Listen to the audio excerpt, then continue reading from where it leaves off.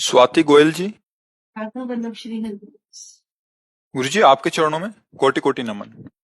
गुरुदेव, मैं अपने पतिदेव में बहुत आसक्त हूँ। गुरुदेव, मेरी परेशानी का हल करें और भगवत प्राप्ति के लिए और प्रशस्त करें, मेरा मार्गदर्शन करें। ये तो सौभाग्य है, इसमें समस्या क्या है? जो पति है वो तो भगवान है, ऐसा भाव करो और जितनी आसक्ति है उनके चरणों में समर्पित कर दो। मन वचन कर्म से अपने पति में प्रेम करने वाली स्त्री एक यति के समान है, सन्यासी के समान है। यति और सती समान रखा गया है। जो पति का वर्ण करके पर पुरुषों से व्यभिचार करती हैं उनकी दुर्गति होती है। जो अपने पति का वर्ण करके आजीवन अपने पातिव्रत धर्म पे रहती है वो वैसे ही पवित्र होती है जैसे एक सन्यासी पवित्र होता है, ऐसे वो पवित्र होती है।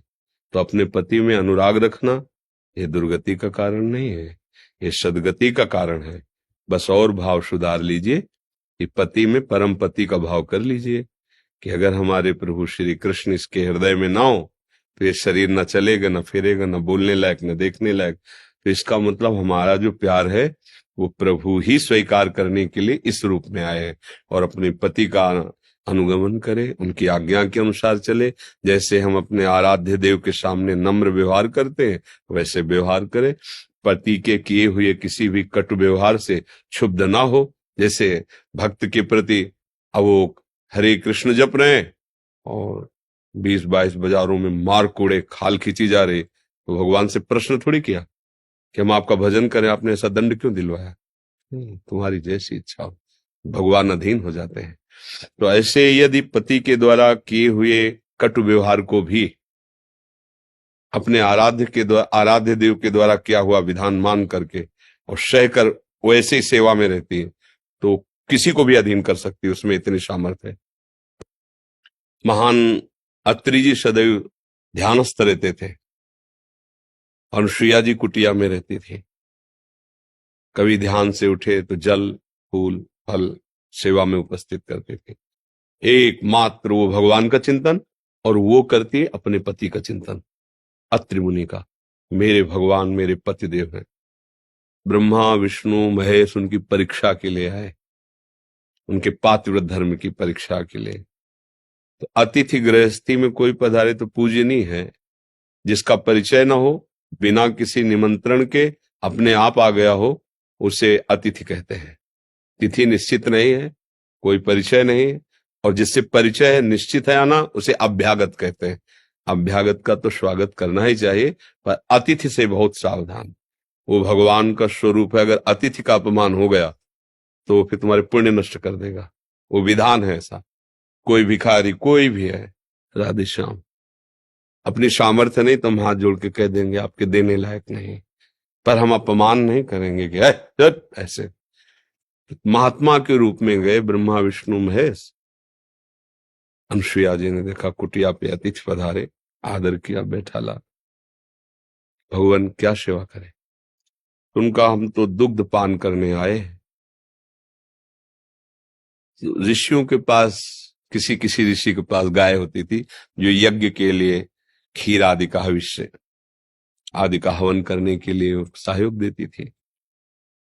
तो उनका कुछ समय और ठहरिए, दुग्ध गाय का, मुझे गाय का नहीं आपका दुग्ध पीना चाहते हैं। तो कहा भगवान इसके लिए मुझे पतिदेव से अनुमति लेनी होगी। परीक्षा थी ना तत्काल। अब पति कोई बाहर तो बैठे नहीं, तो ध्यानस्थ समाधि में तत्काल ध्यान किया और कहा हे प्रभु आपके कुटिया में अतिथि पधारे और वो ऐसा वचन बोल रहे हैं। तो उत्तर समाधि से ही दिया कि इसमें कोई हैरान होने की बात नहीं है। स्त्री के वक्षा स्थल का स्पर्श करने के दो अधिकारी, एक पति और एक पुत्र। पति मैं हुआ, उन्हें पुत्र बना लो। कमंडल से जल लिया और भगवान है और कहा मैं मन वचन कर्म से पातिव्रत धारण करते तुम 6-6 महीने के बालक बन जाओ। ब्रह्मा विष्णु महेश 6-6 महीने के बालक बन गए। गोद में दूध पिलाया, पालने में झुलाया। नारद जी ने बताया जाके लक्ष्मी जी ब्रह्माणी और भवानी को, गए तुम्हारे पति झूला में झूल रहे 6-6 महीने के बले हुए। आके प्रार्थ पति प्रेम कोई साधारण उपासना नहीं, पर उसको समझे पति के रूप में मेरे भगवान है और एक पातिव्रत धर्म, ये तो भगवत प्राप्ति कहे। तो इसमें कोई ऐसा निषेध नहीं कि पति का प्यार त्याग देना चाहिए। ऐसा नहीं, कहीं शास्त्र में नहीं लिखा। पति से अत्यंत प्यार करना चाहिए, उसके भाव में केवल भगवान रख लेना चाहिए कि मेरे प्रभु इस रूप में आए, बस काम बन गया। जब हम उनसे केवल मांस पिंड युक्त शरीर से राग करते हैं तो फिर काम नहीं बन पाता। अंदर जो चैतन्य घन प्रभु है उनसे हम प्यार कर ले। किसका प्रश्न था, समझ में आया आपको? बस बहुत प्रशंसनीय बात है, बहुत प्रशंसनीय। अपने पति को भगवत मत स्वरूप मानकर उनको प्यार करना, आठों पैर उनकी सेवा के। अब वो आएंगे तो उनको क्या प्रिय लगता है, क्या पवाएंगे, आज उनको क्या हम कौन सा सुख प्रदान करें जिससे मेरे पतिदेव प्रसन्न। ये भगवत सेवा ही तो है, भावना केवल करनी। देखो किसी भी जीव में आप भगवत भाव करके सेवा करो, सीधे भगवान की सेवा हो रही। जब आप पाषाण में भगवत भावना कर सकते हैं, काष्ठ में कर सकते हैं, धातु में कर सकते हैं, तो चैतन्य घन में नहीं कर सकते? भावना कर लो मेरे प्रभु, फिर अन्य कोई जरूरत नहीं है। प्रभु वहीं विराजमान जहां भावना करते हैं। सुरेंद्र मलिक जी हरियाणा से। राधे राधे। राधे राधे महाराज जी, आपके चरणों में कोटि कोटि दंडवत प्रणाम। महाराज जी, मेरा प्रश्न है कि भगवत प्राप्ति केवल मनुष्य योनि में ही हो सकती है, अन्य योनियों में नहीं, ऐसा सुनने में आता है। महाराज जी ऐसा क्यों? हाँ, पर अगर कुछ थोड़ा सा रह गया, मनुष्य योनि में पूर्णता नहीं हुई और संयोग बसात उसे पशु योनि में जाना पड़ा या किसी अन्य योनि में, तो ऐसा संयोग बनेगा कि उसे उसके बाद वो भगवत प्राप्त ही पैदा होगा। जैसे भरत जी महाराज गंडकी नदी के किनारे खूब तप परायण, मंत्र जाप परायण है, तो एक हिरनी जल पीने के लिए आई, वो गर्भवती थी, पीछे से सिंह की दहाड़ हुई तो एकदम छलांग मारी, तो गर्भ योनि द्वार से स्रवित होकर गिर गया। अब ये वो देख रहे थे, कूद पड़े, तत्काल उस बच्चे को उठाया और नवजात शिशु देखा, हिरनी गिरी और मर गई, तो अपनी कुटिया में लाए और उसका पालन पोषण करते रहे। छोटी छोटी दूब लाना, उसको पवाना, इतना प्यारा। वैसे हर बच्चा प्यारा होता है, पर हिरन का इतना प्यारा बच्चा कि राजमहल, राजरानियां, राजपुत्रों का त्याग जिन भगवान के लिए किया, उनकी सेवा छूटने लगी, उनका विस्मरण होने लगा। और उसी हिरन को गोद में लिए, कभी घास सुना रहे, और अपनी छोटी छोटी सींगों से जब ऐसे ऐसे, तो बड़ा उनको सुख मिलता, हृदय से लगाए उस हिरन को घूमते। अंतिम समय जब आया तो पास हिरन नहीं था, उसी का चिंतन करते हुए शरीर छूटा, तो हिरन योनि को प्राप्त हुए। पर भजन कर रहे थे ना, पूर्णता भगवत अभी साक्षात्कार तो हुआ नहीं, तो उनको भजन के प्रताप से स्मृति रही, मेरा जन्म नष्ट हो गया केवल इस आसक्ति से। और अपने हिरन शरीर को गंडकी नदी में खड़ा करके और वही पूर्व स्मरण का, तो अगला जन्म हुआ ब्रह्मबोध संपन्न जड़ भरत जी के रूप में, सिद्ध पुरुष के रूप में, कोई साधन नहीं करना पड़ा फिर, और अब वो परम पद को प्राप्त हो गए। तो अगर हमारा भजन मनुष्य योनि में हुआ है और फिर किसी हम योनि में जाते हैं तो उसका पतन नहीं होगा, वो उसको भोग करके तत्काल भगवत प्राप्ति की योग्यता कर लेगा। पर सीधे केवल पशु योनि में ऐसा कोई आचरण ही नहीं जिससे भगवत प्राप्ति हो जाए। अब जैसे पूर्व में भजन हुआ और उसको चूक हो गई, भगवत प्राप्ति नहीं हुई, अब वो किसी भक्त के घर का कुत्ता बन गया, भक्त के घर का कोई पक्षी, कुछ भी ऐसा, अब वह रोज नाम कीर्तन, भगवत चर्चा और सब सुनाई दे रहा है, वो परम पद को प्राप्त हो जाएगा। शरीर छूटेगा, वो भगवान को प्राप्त हो जाएगा। साधन नहीं बना, पूर्व साधन ने संयोग करा दिया।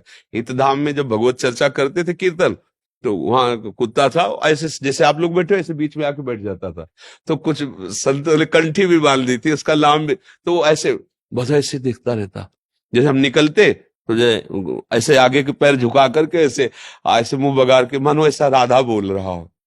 ये वो पूर्व संयोग से ऐसा संयोग प्राप्त करता है, साधन तो उससे बन नहीं सकता, पर संयोग के प्रभाव से उसकी भगवत प्राप्ति हो जाती है। पशु योनि में स्वयं साधना करने का भाव नहीं रहता, योग्यता नहीं रहती, पर पूर्व संयोग से वो दुष्ट आदमी के घर का भी कुत्ता बन सकता है और भक्त के दरवाजे का भी कुत्ता बन सकता है। जैसे पशु, कोई तोता पालते हैं, कोई पक्षी पालते हैं, और वहां नाम कीर्तन हो रहा है, उसके कान में सुनाई दे रहा है, वो भगवान की जूठन पाता है, भक्तों के सानिध्य से भगवत चर्चा सुनने को मिलती है, वो सहज में भगवत प्राप्ति। पर पशु योनि में स्वयं कोई साधना करके भगवत प्राप्ति करे, ऐसा कोई विधान नहीं पाया गया। वो केवल मनुष्य योनि में है, क्योंकि विवेक प्रदान है। मनुष्य योनि में की हुई साधना में चूक पड़ गई और वो जैसे इंद्रद्युम्न नाम के राजा थे, उनको भजन करने का भाव आया तो राजपाट छोड़कर एकांत में भजन में लगे थे। एक बार महर्षि अगस्त्य जी पधारे तो या तो ध्यान नहीं दिए और या ध्यान देकर भी कि भजन में बैठा हूं क्या उठूं, नहीं उठे। और ये बड़े धर्म का शासन करने वाले महापुरुष, उनका कि एक तो राजपाट छोड़ करके तुमने बिना किसी गुरु की आज्ञा के ये नाटक शुरू किया, पहले तुम्हें वैराग्य लेना चाहिए, किसी गुरु का आश्रय लेना चाहिए। फिर भी देख रहे हो कि ऋषि मंडली जा रही है, तुम खड़े होकर उनका स्वागत, इतना तुम्हें हाथी की तरह तुम बैठे रहे, जाओ हाथी की योनि को प्राप्त हो। अब वही गजेंद्र के रूप में जब ग्राह ने पैर पकड़ा, वही गजेंद्र, अब वहां कोई साधना तो बनी नहीं ना, पर पूर्व में कैसे भी सही भजन किया ना, तो आखिरी समय में कि अब एक ही झटके में ग्राह मुझे ले जाएगा, तो उनको याद आ गई कि हरि स्मृति सर्व विपद विमोक्षणम, भगवान का स्मरण तत्काल बचाता है। हरि, पूरा हरि नहीं निकल पाया था और भगवान आए ग्राह को सुदर्शन से और हाथ से पकड़कर गज को बाहर, हो गई भगवत प्राप्ति। कोई साधन नहीं बना, पूर्व का साधन काम कर गया। इसमें यह बात देखनी होती है, पशु शरीर से कोई साधना नहीं बनती, पर उसने अगर पूर्व में साधन किया है तो उसको संयोग ऐसा मिल जाएगा कि बात बन जाएगी। जो गाने से कहने से होता है वही सुनने से, दोनों का फल एक ही होता है, कथन श्रवण का एक ही फल होता है। तो अब जैसे नामो जप तो नहीं सकता, लेकिन सुनाई तो दे रहा है राधा राधा, और बैठा है भले कुत्ते की योनि पर बैठा है, अब उसका पुण्य है, धाम का कुत्ता नाम सुन रहा है, अब इसको परम पद मिलेगा, अन्य योनि धारण करने की जरूरत नहीं पड़ेगी। समझ रहे ना जी।